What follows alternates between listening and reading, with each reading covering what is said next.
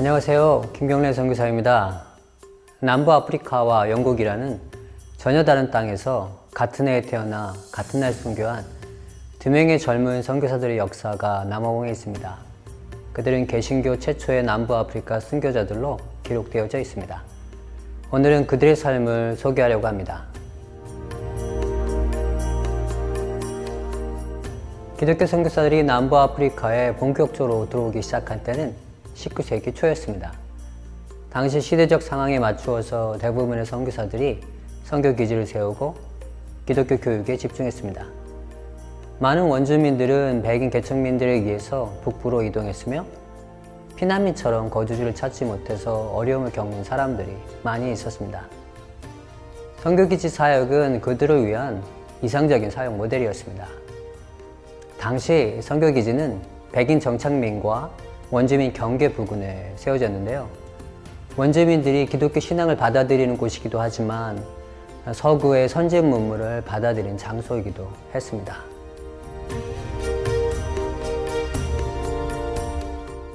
남부아프리카에 갓 들어온 감리교 선교사 바나바쇼는 남아카 지역을 정탐합니다. 그는 바나바쇼 선교사에게 남아카 부족을 위해서 사역해 줄 것을 요청합니다. 남아카 부족은 꼬이꼬이 부족의 한 분파였습니다. 1816년 바나바쇼 선교사는 남아카 지역으로 들어가 사역을 시작합니다. 이렇게 시작된 선교기지가 릴리 파운틴 선교기지입니다. 남아카 부족 많은 사람들이 선교기지 안으로 들어가서 생활을 했는데요. 그 안에는 야곱 링크스라는 17살 소년의 가족도 있었습니다.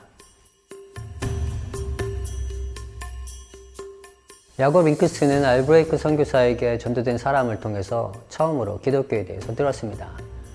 그는 열심히 복음을 들었지만 이해할 수가 없었습니다.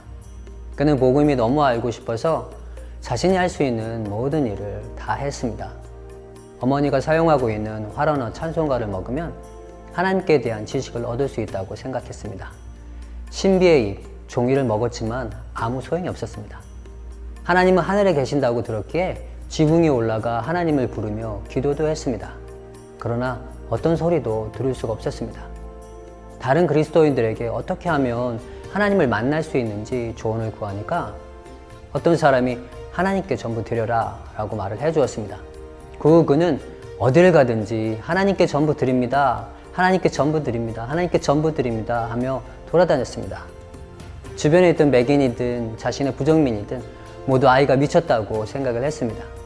그의 어머니는 아들 걱정으로 눈물로 지냅니다. 결국 야곱 링크스는 바나바쇼 선교사님을 통해서 하나님께를 가는 길이 예수님이라는 복음을 듣습니다. 예수님이 길이며 죄인의 친구이심을 발견했습니다. 라고 그는 고백합니다. 야곱 링크스는 바나바쇼 선교사의 지도하에 화란어와 영어를 공부합니다. 후에 그의 화란어 읽기와 쓰기 실력은 주변에 있는 백인 농장 주인보다 더 뛰어났다고 합니다. 야곱 링크스는 바나바쇼 선교사의 통역인으로 사역을 하다가 1822년 목사로 안수를 받고 협력 선교사로 감리교 선교부에 받아집니다.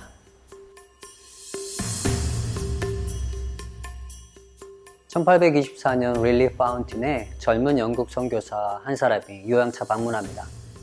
그의 이름은 윌리엄 트레펠입니다. 윌리엄 트레펠은 야곱 링크스가 태어난 1899년 영국에서 태어났습니다. 감리교 목사의 아들로 태어난 그는 18살에 하나님을 인격적으로 만나는 체험을 합니다. 탕자의 비유의 설교를 듣던 중 자신의 삶이 탕자와 같다는 것을 깨닫고는 눈물로 회개하며 자신의 전 삶을 하나님께 드리고 선교사로 헌신했습니다.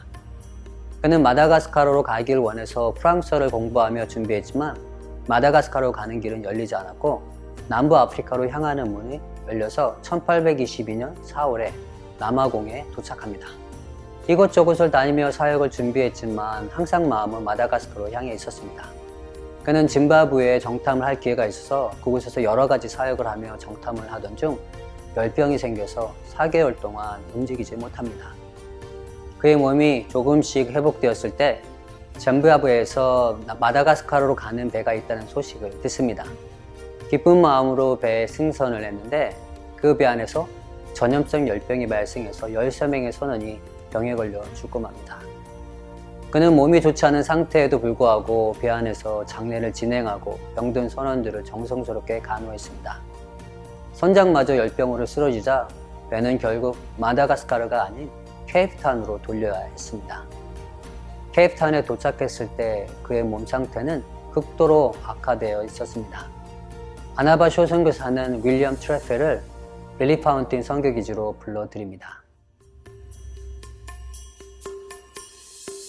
1825년 1월 2일 빌리 파운틴 선교기지는 새해를 맞이하며 성찬신 예배를 드렸습니다. 그 예배에 요하네스 야거라는 새로운 그리스도인이 참석을 했는데 예배 중 그는 복음을 듣게 된 과정을 간증하면서 자신의 부족에게도 선교사를 보내달라고 요청을 합니다. 이처럼 그레이트 라마카랜드 지역의 많은 꼬이꼬이들이 성경교사를 요청하고 있었습니다. 바나바쇼와 야곱 윙크스 그리고 윌리엄 트래펠은 그레이트 라마카랜드를 위한 선교 여행에 대해서 많은 시간에 걸쳐 이야기를 나누었습니다. 복음에 열정이 많은 동갑내기 두 명의 젊은 선교사 윌리엄과 야곱은 그들의 요청을 하나님의 부름으로 응답하며 선교 여행을 준비합니다. 야곱 윙크스, 윌리엄 트래펠 그리고 요하네스 야거는 1825년 6월 대망의 선교 여행에 오릅니다. 그들의 목적지인 그레이트 라마카랜드는 지금의 나미비아 지역입니다. 선교팀은 북쪽으로 320km 떨어진 원바드에 도착을 해서 7월 4일 릴리 파운틴의 첫 선교 소식을 보냅니다. 그들은 잘 지내고 있으며 길 안내자를 찾는 것이 쉽지 않았지만 마침내 차우마압이라는 꼬이꼬이 길 안내자를 찾았다고 전했습니다. 몇 달이 지났지만 선교팀으로부터 소식이 없어서 모두들 걱정하고 있었습니다. 10월 16일 바나바쇼는 선교팀이 순교했다는 끔찍한 소식을 받습니다. 바나바쇼 선교사는 이리저리 수소문을 했지만 정확한 정보를 얻지 못하고 릴리 파운틴 선교기지는 큰 슬픔에 빠집니다. 다음해 3월 나우구압이라는 꼬이꼬이가 잡히면서 진실이 밝혀지기 시작합니다. 나우구압이 잡힐 때 그는 윌리엄 트래펠의 옷을 입고 있었다고 합니다. 당시 사건을 자세히 조사했던 필만 네더링에 의하면 1825년 8월 9일 선교팀은 원바디에서 출발해서 북쪽 피시강으로 이동했습니다. 8월 11일 길 안내자인 차우마압은 나우구아비를 비롯한 몇몇 꼬이꼬이를 선교팀에 합류시킵니다. 그들은 이른 새벽에 3명의 선교사를 죽이고 그들의 물품을 강탈합니다. 그리고 그들의 시신을 버려두고는 달아나 버렸습니다. 정확한 소식을 접할 때는 이미 7개월이 지난 후라 그들의 시신을 수습하는 것이 쉽지 않았습니다. 선교팀 6월은 10년이 지난 1835년 수습되어서 안장되었습니다. 그들의 숭고한 순교는 헛되지 않아서 후에 원바드의 선교기지가 세워져 남미비아 지역의 꼬이꼬이를 위한 선교를 감당합니다. 같은 해에 태어나 같은 날 하나님의 부르심을 받았던 야곱 윙크스와 윌리엄 트래펠은 25살의 젊은 선교사들이었습니다. 그들은 전혀 다른 문화와 언어를 가졌지만 예수님 안에서 한 형제가 되었습니다. 하나님의 큰 섭리는 우리의 생각 너머에 있습니다. 우리가 살아가는 삶은 때때로 이해할 수 없는 많은 일들이 있습니다. 하나님이 사용하시기에 가장 좋은 나이에 왜 하나님은 그들을 부르셨을까요? 풀리지 않는 의문들이 많이 있습니다. 마다가스카르로 가길 그토록 원했던 윌리엄 트래펠, 아내와 자녀를 두고 먼저 하나님께 가야만 했던 야곱 윙크스, 그들의 삶을 바라보는 우리에게는 많은 여운이 남습니다. 하지만 하나님 손에 이끌려 하루하루 하나님 앞에서 신실하게 살았던 야곱 윙크스와 윌리엄 트래펠은 매일의 삶이 기쁨과 소망의 나날이었을 것입니다. 순기자의 신앙은 매일매일 예수님께 붙어있기 위해서 나를 죽이는 데서부터 시작됩니다.